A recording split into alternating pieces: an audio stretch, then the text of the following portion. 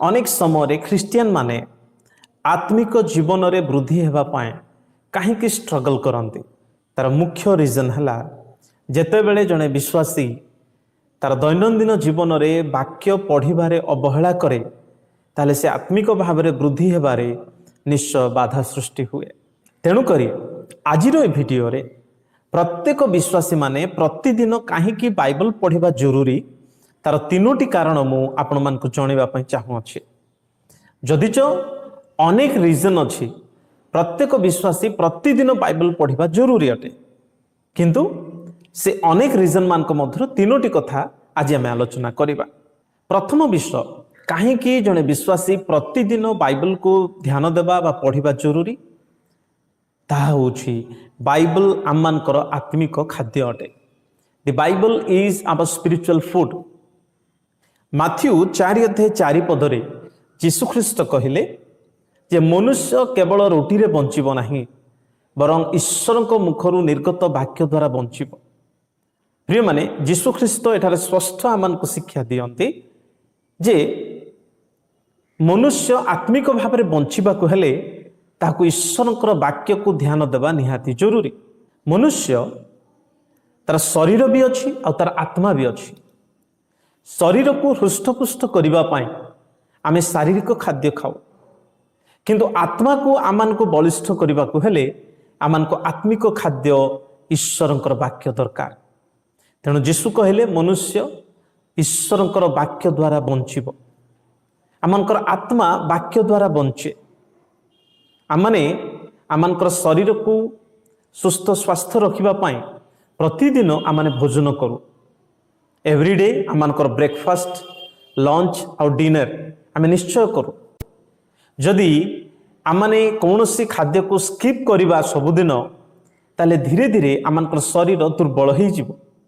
ठीक से प्रकार आमने जदि ईश्वर वाक्य को पढ़िबारे स्किप करिबा ताहेले आमानकर आत्मिक जीवन मध्य धीरे धीरे दुर्बल हो जिवो।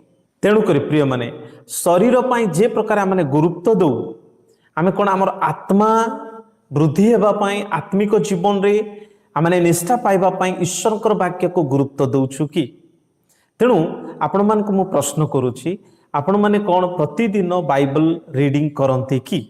एवं 2 नंबर कारण कहीं जड़े विश्वासी प्रतिदिन बाइबल पढ़िबा जरूरी तार कारण है जे ईश्वर वाक्य आमान को गाइड करे। द बाइबल गाइड्स अस। गीत संहिता तार 119 अध्याय 5 पदरे दाऊद कहले जे तुम्भर वाक्य मो चरण पाई प्रदीप एवं मो पथ पाई आलुओ अटे। ईश्वर वाक्य ही आमान को आमानकर आत्मिक पथरे से आलोक देखाए। आमानकर चरण पाई ता प्रदीप अटे।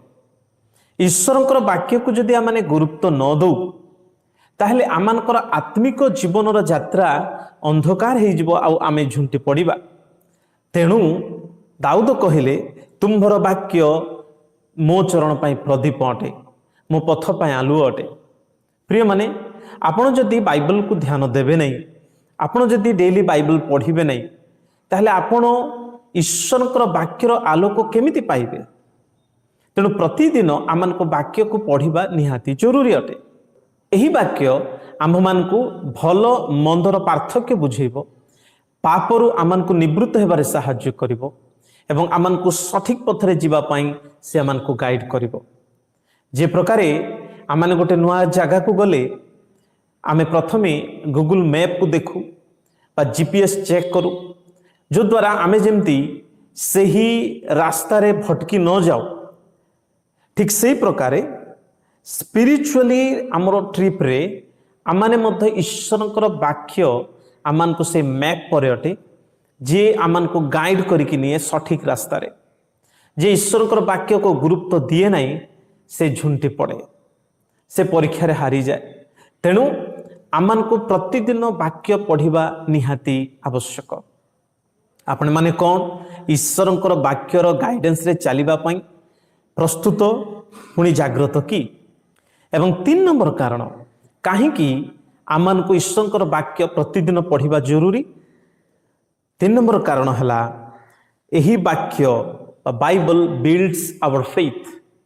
ईश्वरंकर वाक्य आमानकर विश्वास को बढ़ाए। रोमियो तार 10 अध्याय 17 पदरे लेखा अछि जे विश्वास श्रवण जात हुए एवं से श्रवण ख्रीष्टंकर वाक्य द्वारा से। प्रिय माने वाक्य जेते आमे आम अंतर रे ग्रहण करू सेते आमनकर विश्वास बढ़े। वाक्य को जदि आमे गुरुत्व देवा नहीं ताले विश्वास दुर्बल हो जिवो। जेपरिकी मोबाइल जेतेबेले बैटरी डाउन हो जाए आमे ताको चार्ज करू, ठीक से प्रकार आमान को मध्य विश्वास जितेबाला धीरे कमी जाउछि वाक्य ही आमान को विश्वास रे चार्ज होगा साहाय्य करे, विश्वास को बढ़ाए। आ प्रभुंकर गौरव हो ए दिन मानकरे अनेक एप्स बाहरी बाइबल एप्स गुड़ाक जहाँ आपण माने शुणी पारे बाइबल को वाक्य को प्रत्येक भाषा रे अच्छी इंग्लिश हिंदी ओडिया तेणु तहिरु मध्य आपण बेनिफिट पाई पारिबे। किंतु मने रखंतु प्रतिदिन वाक्य को पढ़िबा बा शुणिबा आमानकर कर्तव्य। तेबे आपण माने कोन प्रतिदिन वाक्य को पढ़ुछंती कि? प्रिय माने आमे केते वर्षर ख्रिस्टियन, आमे केबे डुबन हेइछु, आमे केते दान दक्षिणा करिछु, यह हुए तो आमानकर मनरे चिंताधारा थाई पारे। किंतु मने रखंतु आपण जदि डेली वाक्य को पढ़िबे नै ताहले धीरे धीरे आपनकर आत्मिक जीवन दुर्बल हो जीव। जेपरि चारा लगेला परे ताकू प्रतिदिन पानी दिया जाए जो द्वारा से सतेज ही बढ़े, ठीक से प्रकार आमनकर आत्मिक जीवन को प्रतिदिन वाक्य आमे देवा द्वारा आमनकर आत्मिक जीवन सतेज ही बढ़ी थाए। तेणु दर्शक मान को अनुरोध करिवे आसु वाक्य को पढ़िबा गोटे आमनकर अभ्यास करिबा। आजिकल गोटे भूल चिंताधारा थाए आमे दिन भितरे गोटे वाक्य के पढ़े एवं भावे आजिर मोर बाइबल पढ़ा सरीगला, सेमती हुए ना। आपण कौन दिन जाक गोटे बिस्किट खाई आपण रही पारिबे कि? गोटे रुटी खाई रही पारिबे कि नहीं? ठीक सेमती प्रिय माने आमानको आमानकर आत्मिक जीवन आवश्यक अनुसार वाक्य पढ़िबा जरूरी।